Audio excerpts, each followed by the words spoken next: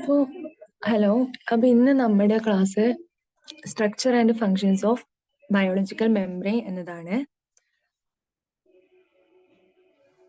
അപ്പോൾ എന്താണ് biological membrane എന്ന് ഫസ്റ്റ് നോക്കാം. ബയോളജിക്കൽ മെംബ്രെയിൻ അല്ലെങ്കിൽ സെൽ മെംബ്രെയിൻ അല്ലെങ്കിൽ പ്ലാസ്മ മെംബ്രെയിൻ നോക്കി ഇതിനെ പറയും. നമ്മുടെ പ്രോകാരിയോട്ടിക് സെല്ല് അല്ലെങ്കിൽ യൂകാരിയോട്ടിക് സെല്ല് എല്ലാ സെല്ലിലും ഉള്ള ഒരു പാർട്ടാണ്, സെല്ലിലുള്ള പാർട്ടാണ് സെൽ മെംബ്രെയിൻ എന്ന് പറയുന്നത്. ആനിമൽ സെല്ലിലും plant cell, bacteria, fungi, any type of സെല്ലിൽ ഇത് നമുക്ക് കാണാൻ പറ്റും. ഇപ്പൊ സെൽ മെംബ്രെയിൻ എന്ന് പറയുന്ന ആ ഒരു പാർട്ട് സെല്ലിന് സറൗണ്ടിങ്സുമായിട്ടും ഔട്ടർ എൻവയോൺമെന്റുമായിട്ടും സെല്ലിന്റെ ഉള്ളിലെ കമ്പോണൻസുമായിട്ടും അതിനെ സെപ്പറേറ്റ് ചെയ്ത് നിർത്തുന്ന ഒരു ലെയറാണ്. അതായത് ഈ ഔട്ടർ എൻവയോൺമെന്റ്, ഔട്ടർ സറൗണ്ടിങ്സിന് ഫോറിൻ സബ്സ്റ്റൻസ് ഉള്ളിലേക്ക് കടക്കാതെ അതിനെ പ്രൊട്ടക്ട് ചെയ്ത് നിർത്തുന്നത്, അങ്ങനെ സെലക്റ്റീവായിട്ട് മാത്രം അയോൺസിനെ, മോളിക്യൂൾസിനെ കടത്തിവിടുന്നത്, ഇതൊക്കെയാണ് ഒരു സെൽ മെംബ്രെയിന്റെ ഫങ്ഷൻ എന്ന് പറയുന്നത്. അപ്പോൾ ഈ ഒരു സെൽ മെംബ്രെയിനിന് ആ ഫ്ലൂയിഡ് മൊസൈക്ക് മോഡൽ എന്ന് നമുക്ക് പറയാൻ പറ്റും. ഈ ഒരു മോഡല് പുട്ട് ഫോർവേഡ് ചെയ്തത് സിംഗർ ആൻഡ് നിക്കോൾസൺ ആണ്. 1972 ഈ ഒരു ഫ്ലൂയിഡ് മൊസൈക്ക് മോഡല് കൊണ്ടുവന്നത്. അപ്പൊ എന്തുകൊണ്ടാണ് ഈ ഒരു പ്ലാസ്മ മെംബ്രെയിൻ്റെ ആ ഒരു സ്ട്രക്ചറിന് ഫ്ലൂയിഡ് മൊസൈക്ക് മോഡൽ എന്ന് പറയുന്നത്? അതായത് പ്ലാസ്മ മെംബ്രെയിനിലെ കുറെ കമ്പോണൻസ് ഉണ്ട്. ഈ കമ്പോണൻസിന് ആ ഒരു മെംബ്രെയിനിലൂടെ ഒരു ഫ്ലോ ചെയ്യാനുള്ള കഴിവുണ്ട് ലാറ്ററൽ ആയിട്ട്. അപ്പോൾ ഒരു ഫ്ലൂയിഡിറ്റി അവിടെ ഡെവലപ്പ് ചെയ്യുന്നുണ്ട്. അതുകൊണ്ടാണ് ഫ്ലൂയിഡ് മൊസൈക്ക് മോഡലിന് ഈ ഒരു പ്ലാസ്മ മെംബ്രെയിൻ്റെ സ്ട്രക്ചറിനെ പറയുന്നത്. So this is the most accepted model among all the proposed model. It says that cell membrane is It says that the cell membrane is composed of a lipid bilayer with a protein embedded in the membrane. It proposes three types of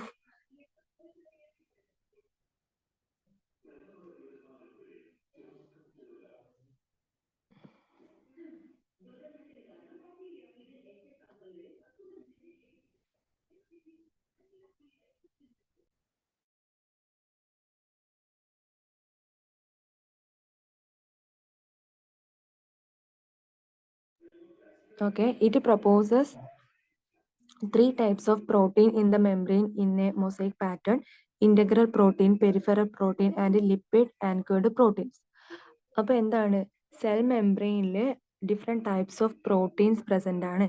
integral പ്രോട്ടീനും peripheral പ്രോട്ടീൻസും lipid anchored പ്രോട്ടീൻസും ഒക്കെ present ആയിട്ടുണ്ട്.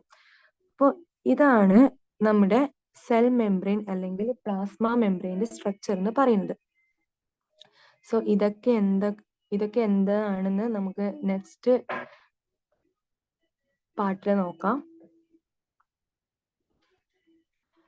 So biological membranes are thin, flexible surfaces separating the cell and the cell compartment from their environment. അതായത് biological membrane എന്ന് പറയുന്നത് വളരെ thin ആണ്, ഫ്ലെക്സിബിൾ ആണ്. ആൻഡ് അതെന്ത് ചെയ്യുന്നത്, ഔട്ടർ എൻവയോൺമെന്റും സെല്ലിലെ കമ്പാർട്ട്മെന്റ്സും തമ്മിൽ ഒരു സെപ്പറേറ്റിംഗ് ഒരു വാളായിട്ട് അവിടെ സ്റ്റാൻഡ് ചെയ്യുക.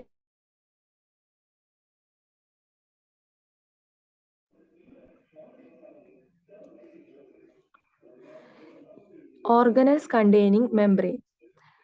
ഈ മെംബ്രെയിൻസ് ഉള്ള ഓർഗനൽസ് ആണ് lysosome, Golgi bodies, mitochondria and nucleus എന്നൊക്കെ പറയുന്നത്. ഇതൊക്കെ ഓർഗനൽസ് ആണ്, ഇതിനൊക്കെ മെംബ്രെയിൻ ഉണ്ട്.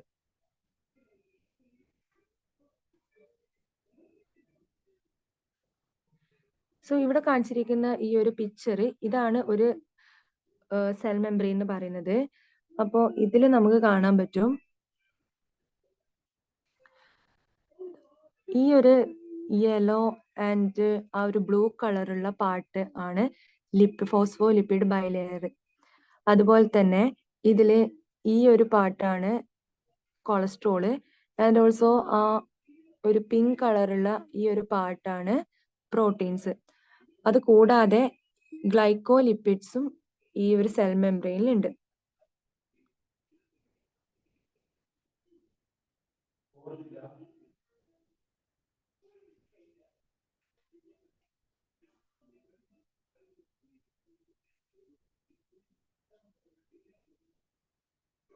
ഇനി അടുത്തത് കമ്പോണൻസ് ഓഫ് മെംബ്രെയിൻ ആണ്.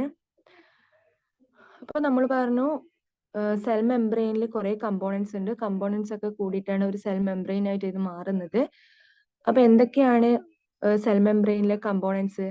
പ്രോട്ടീൻ ഉണ്ട്, ലിപ്പിഡ്സ് ഉണ്ട്, അതുപോലെ തന്നെ കാർബോഹൈഡ്രേറ്റ്സും ഉണ്ട്. 3 കമ്പോണൻസ് ആണ് ഉള്ളത്. ഈ 3 കമ്പോണൻസും കൂടിയിട്ടാണ് ഒരു പ്ലാസ്മ മെംബ്രെയിൻ ആയിട്ട് മാറുന്നത്.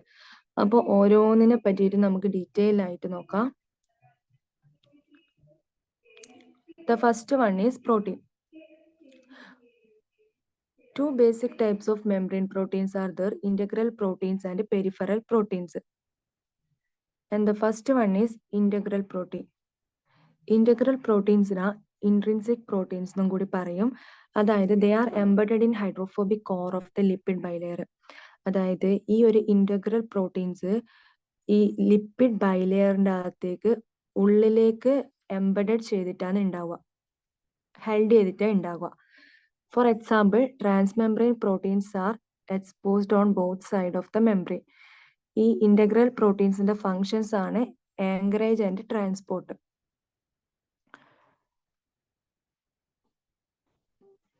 അതായത് ഈ ഒരു കാണുന്ന ഒരു പാർട്ട് ഇതാണ് ഇന്റഗ്രൽ പ്രോട്ടീൻ എന്ന് പറയുന്നത്.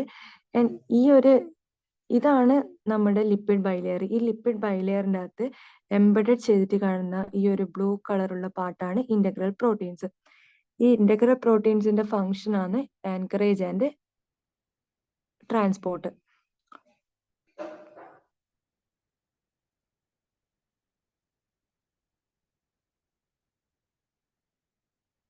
അതായത് ഈ ഫോറിൻ സബ്സ്റ്റൻസ് അല്ലെങ്കിൽ അയോൺസ്, മോളിക്യൂൾസ് ഇതിനൊക്കെ സെല്ലിന്റെ ഉള്ളിലേക്ക് കടത്തിവിടുന്നതും സെല്ലിന്റെ ഉള്ളിലുള്ള അയോൺസ് മോളിക്യൂൾസിനെ പുറത്തേക്ക് ട്രാൻസ്പോർട്ട് ചെയ്യിക്കുന്നതൊക്കെ ഈ ഒരു പ്രോട്ടീൻ ചാനൽ വഴിയാണ്. അപ്പൊ ഇതിനെ കരിയർ പ്രോട്ടീൻ എന്നും കൂടി പറയും. ഈ ഒരു പ്രോട്ടീനിലൂടെയാണ് അയോൺസിന്റെയും മോളിക്യൂൾസിന്റെയും ഒക്കെ മൂവ്മെന്റ് നടക്കുന്നത്.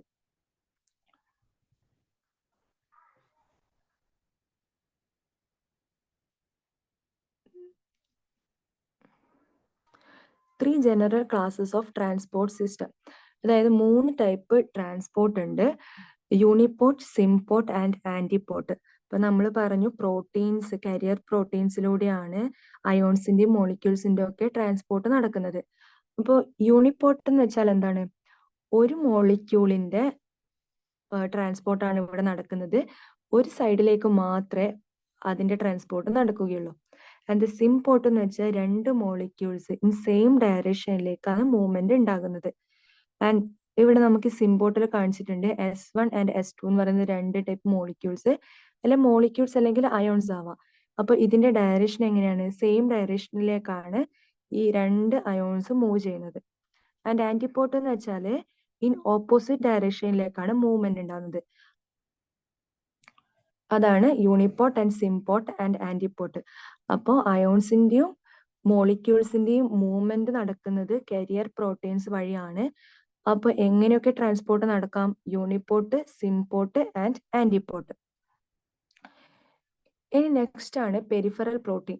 പെരിഫറൽ പ്രോട്ടീൻസ് എന്ന് വെച്ചാൽ the proteins are adhere outside the biological membrane. These molecules attach to integral membrane protein or penetrate the peripheral regions of the lipid bilayer. അതായത് ഈ ഒരു പെരിഫറൽ പ്രോട്ടീൻ പുറത്തേക്ക് നമ്മുടെ സർഫസിൽ, സെൽ മെംബ്രെയിന്റെ സർഫസിൽ കാണുന്ന പ്രോട്ടീൻസ് ആണ് peripheral proteins. Cell to cell ഇന്ററാക്ഷനും സെൽ സിഗ്നലിങ്ങിനൊക്കെ സഹായിക്കുന്നത് ഈ ഒരു പെരിഫറൽ പ്രോട്ടീൻ ആണ്.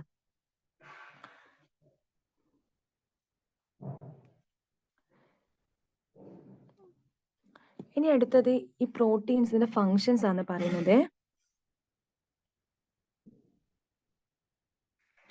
പ്രോട്ടീൻസിന്റെ ഫങ്ഷൻസ് ആണ് ട്രാൻസ്പോർട്ട്. അതായത് അയോൺസിനെയും മോളിക്യൂൾസിനെയും ട്രാൻസ്പോർട്ട് ചെയ്യാൻ സഹായിക്കുന്നുണ്ട്. And next is the enzyme activity. എൻസൈംസുമായിട്ട് ബൈൻഡ് ചെയ്യാൻ വേണ്ടിയിട്ട് സഹായിക്കുന്നുണ്ട്. സെൽ സർഫസ് റിസപ്റ്റർ ആയിട്ട് ആക്ട് ചെയ്യുന്നുണ്ട്. ദെൻ നെക്സ്റ്റ് ഈസ്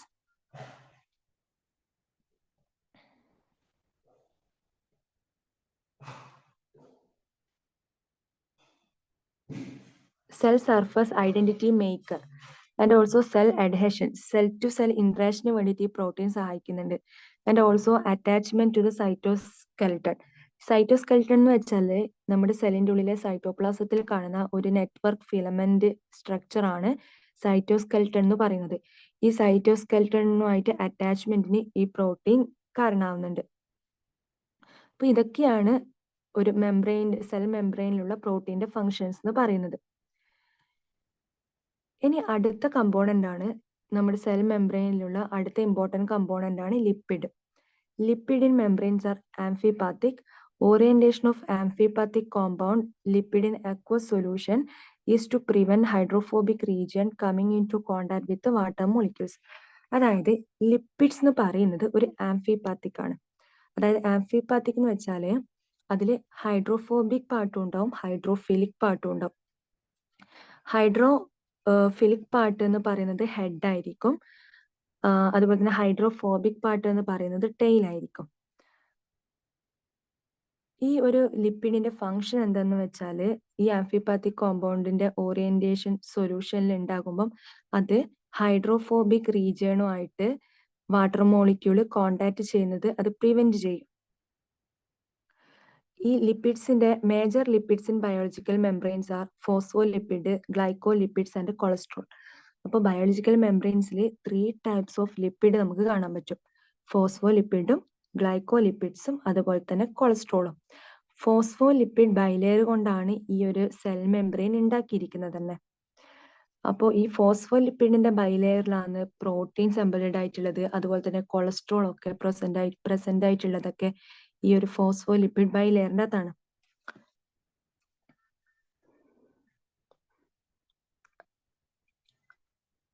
ഫോസ്ഫോലിപ്പിഡ്സ് എന്ന് പറയുന്നത് അത് മെയ്ഡപ്പ് ചെയ്തിരിക്കുന്നത് 2 നോൺ പോളാർ ഫാറ്റി ആസിഡ് ചെയിൻസും 1 പോളാർ ഗ്രൂപ്പും കൊണ്ടാണ്.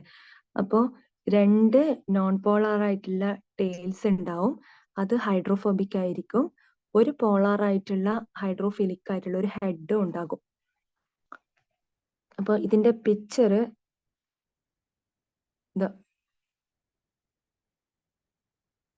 ഇവിടെ കാണിച്ചിട്ടുണ്ട്. ഈ റെഡിൽ കാണുന്നത് ഹെഡ് പാർട്ടാണ്, അത് ഹൈഡ്രോഫിലിക് ആണ്, പോളാർ ആണ്. ആൻഡ് ഒരു യെലോയിൽ കാണുന്നതാണ് ഒരു ചെയിൻ പോലെ ഒരു ടെയിൽ ആയിട്ട് കാണുന്നതാണ് എന്ത് ഹൈഡ്രോഫോബിക് പാർട്ട്. ഈ ഫോസ്ഫോലിപ്പിഡ് മോളിക്യൂൾസിന് മിസെല്ലി ഫോം ചെയ്യാൻ പറ്റും, അതുപോലെ തന്നെ ലിപ്പിഡ് ബൈലെയർ ഫോം ചെയ്യാൻ പറ്റും, അതുപോലെ തന്നെ ലിപ്പോസോമും ഫോം ചെയ്യാൻ പറ്റും.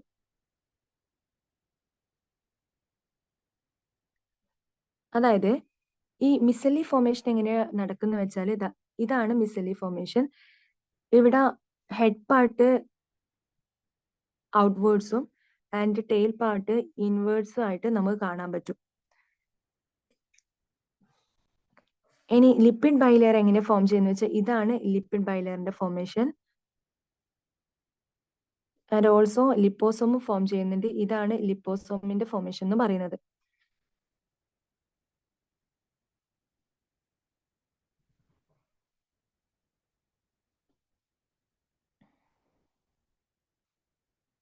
ഇപ്പൊ ഫോസ്ഫോലിപ്പിഡിന്റെ ആ ഒരു ഹെഡും ടെയിലും എങ്ങനെയാണെന്നാണ് ഇവിടെ കാണിച്ചിരിക്കുന്നത്. ഈ ഒരു പിങ്ക് കളറുള്ളതാണ് പോളാർ ഹെഡ്, 2 നോൺ പോളാർ ആയിട്ടുള്ള ടെയിൽസ് ഉണ്ട്. അപ്പോൾ ഇതിന്റെ റൈറ്റ് സൈഡിൽ അതെങ്ങനെയാണ് അറേഞ്ച് ചെയ്തിരിക്കുന്നതെന്ന് കാണിക്കുന്നത്. ഔട്ട്വേർഡ് ആയിട്ട് ഹെഡും ഇൻവേർഡ് ആയിട്ട് ടെയിലും ആണ് ഉണ്ടാവുക.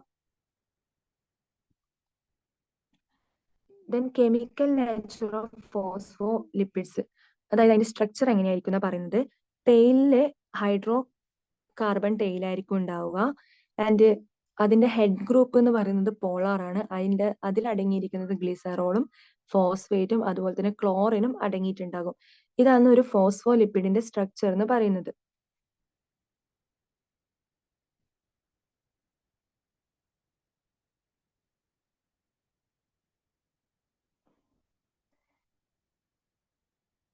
ഇനി അടുത്തതാണ് ഗ്ലൈക്കോലിപ്പിഡ്സ്.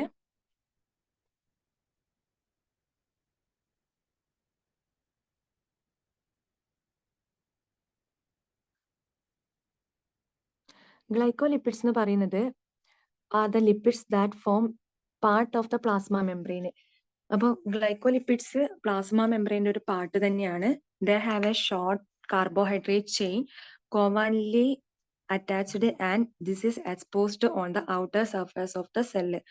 അപ്പോൾ അതൊരു ഷോർട്ട് ആയിട്ടുള്ള കാർബോഹൈഡ്രേറ്റ് ചെയിൻ ആണ്. കോവാലൻലി നമ്മുടെ മെംബ്രെയിനുമായിട്ട് അറ്റാച്ച് ചെയ്തിട്ട് ഉണ്ടാവുക.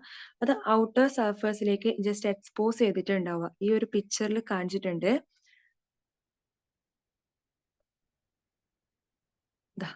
ഈ ഒരു പാർട്ടാണ് ഗ്ലൈക്കോലിപ്പിഡ് എന്ന് പറയുന്നത്. ഈ ഒരു പ്ലാസ്മ മെംബ്രെയിൻ്റെ ഈ ഒരു സർഫസിന് ജസ്റ്റ് കുറച്ച് എക്സ്പോസ് ചെയ്തിട്ടാണ് ഈ ഒരു ഗ്ലൈക്കോലിപ്പിഡ്സ് ഉണ്ടാവുക.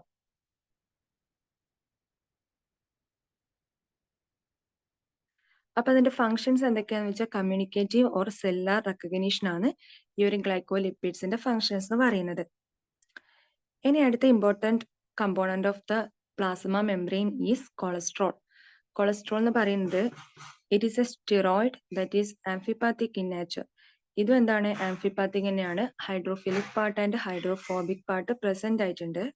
ഇതിന്റെ function provide stability, maintain the fluidity, bilayer stronger and bilayer flexible. അപ്പോൾ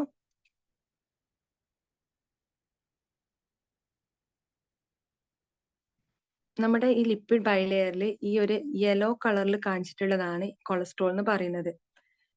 ഇതെന്താ ചെയ്യുക, ഈ സെൽ മെംബ്രെയിനെ ഫ്ലെക്സിബിൾ ആക്കാനും സ്ട്രോങ് ആക്കാനും ഫ്ലൂയിഡിറ്റി മെയിൻറ്റെയിൻ ചെയ്യാനും ഒക്കെ ഹെൽപ്പ് ചെയ്യുന്നതാണ്.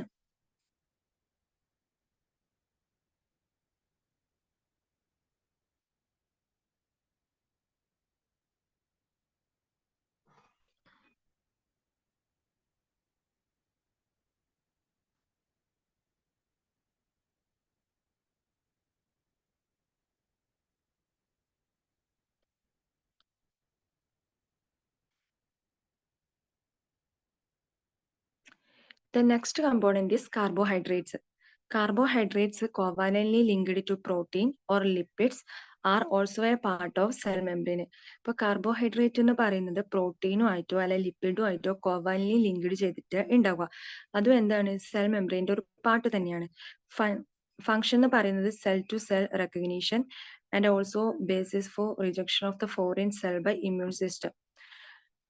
ഫോറിൻ സബ്സ്റ്റൻസ് സെല്ലിലേക്ക് കടക്കുന്നത് അത് റിജക്റ്റ് ചെയ്യുക എന്നതൊക്കെയാണ് ഈ ഒരു കാർബോഹൈഡ്രേറ്റിന്റെ ഫങ്ഷൻ എന്ന് പറയുന്നത്. ഈ കാർബോഹൈഡ്രേറ്റ് നമ്മുടെ പ്രോട്ടീൻസും ആയിട്ടോ അല്ലെങ്കിൽ ലിപ്പിഡ്സും ആയിട്ടോ കോവാലന്റ്ലി ലിങ്ക് ചെയ്തിട്ട് തന്നെ ഉണ്ടാകുക. And the next part is glycocalyx. Glycocalyx എന്ന് വെച്ചാല് നമ്മുടെ entire surface of the cell membrane contain carbohydrate coating called glycocalyx. അതൊരു കോട്ടിംഗ് ആണ്, കാർബോഹൈഡ്രേറ്റിന്റെ കോട്ടിംഗ് ആണ്. നമ്മുടെ സെൽ മെംബ്രെയിൻ്റെ എൻ്റയർ സർഫേസ് ഈ ഒരു ഗ്ലൈക്കോകാലിക്സ് കൊണ്ടാണ് കോട്ട് ചെയ്തിട്ടുണ്ടാവുക. അതിന്റെ ഫങ്ഷൻ ഇതൊരു നെഗറ്റീവ് ചാർജ് കൊടുക്കുന്നു മെംബ്രെയിനെ and also provide attachment between the cell. സെല്ലും സെല്ലും തമ്മിൽ ഒരു അറ്റാച്ച്മെന്റ് ഉണ്ടാക്കാൻ വേണ്ടിയിട്ട് ഹെൽപ്പ് ചെയ്യും ഈ ഗ്ലൈക്കോകാലിക്സ്.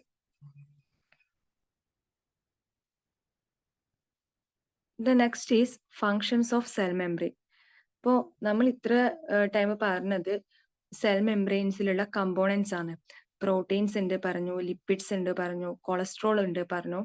ഇനി ഇതിൻ്റെയൊക്കെ ഫങ്ഷൻസ്, നമ്മുടെ ഒരു സെൽ മെംബ്രെയിൻ എന്തിനാണ് സെല്ലിന് വേണ്ടുന്നത്, അതിൻ്റെ ഫങ്ഷൻസ് ആണ് ഇനി പറയുന്നത്. Cell membranes is selectively permeable to ions and organic molecule and control the movement of substances in and out of cell. The basic function of the cell membrane is to protect the cell from its surroundings. അതായത് ഈ ഒരു cell membrane അല്ലെങ്കിൽ plasma മെംബ്രെയിനെ എല്ലാ മോളിക്യൂൾസിനും എല്ലാ അയോൺസിനെയും നമ്മുടെ സെല്ലിലേക്ക് കടത്തിവിടില്ല. അതിനു പകരം selective ആയിട്ട് മാത്രമേ പെർമിബിൾ ആവത്തുള്ളൂ. സെലക്റ്റീവ് ആയിട്ടുള്ള മോളിക്യൂൾസിനെ മാത്രമേ സെല്ലിന്റെ ഉള്ളിലേക്കും അതുപോലെ തന്നെ സെല്ലിന് പുറത്തേക്കും അതിനെ കടത്തിവിടുള്ളൂ. അതുപോലെ തന്നെ ഈ ഫോറിൻ സബ്സ്റ്റൻസസ്, ടോക്സിക് ആയിട്ടുള്ള സബ്സ്റ്റൻസ് ഒക്കെ സെല്ലിനുള്ളിലേക്ക് കടക്കുന്നത്, അതിനെ എതിർത്ത് നിൽക്കുന്നതും ഈ ഒരു സെൽ മെംബ്രെയിൻ ആണ്. അടുത്ത ഫീച്ചർ എന്ന് പറഞ്ഞാൽ permeability, selective permeability and fluidity. And also the fluidity maintain ചെയ്യുന്നതും നമ്മുടെ സെൽ മെംബ്രെയിൻ ആണ്. ഈ ഒരു നമ്മുടെ അയോൺസിനെ കടത്തി വിടുന്നെന്ന് ഉള്ളൊരു കാര്യം പറഞ്ഞു. ഈ ഒരു മൂവ്മെന്റ് സാധ്യമാക്കുന്നത് കരിയർ പ്രോട്ടീൻ ആണ്. പ്ലാസ്മ മെംബ്രെയിനിലുള്ള കരിയർ പ്രോട്ടീൻ ആണ് ഈ ഒരു മൂവ്മെന്റിന് സഹായിക്കുന്നത്. അപ്പോൾ ബേസിസ് ഫംഗ്ഷൻ എന്ന് പറയുന്നത് ഔട്ടർ സർഫേസിൽ നിന്ന് പ്രൊട്ടക്ട് ചെയ്യുക സെല്ലിനെ, അതുപോലെ തന്നെ സെലക്റ്റീവ്ലി പെർമിബിൾ ആക്കുക, ഫ്ലൂയിഡിറ്റി മെയിൻറ്റെയിൻ ചെയ്യുക. ഇതൊക്കെയാണ് ഒരു സെൽ മെംബ്രെയിന്റെ ഫംഗ്ഷൻ എന്ന് പറയുന്നത്. അപ്പൊ ഇത്രയാണ് നമ്മുടെ ക്ലാസ്സിൽ പറയാനുള്ളത്. അപ്പോൾ താങ്ക് യു.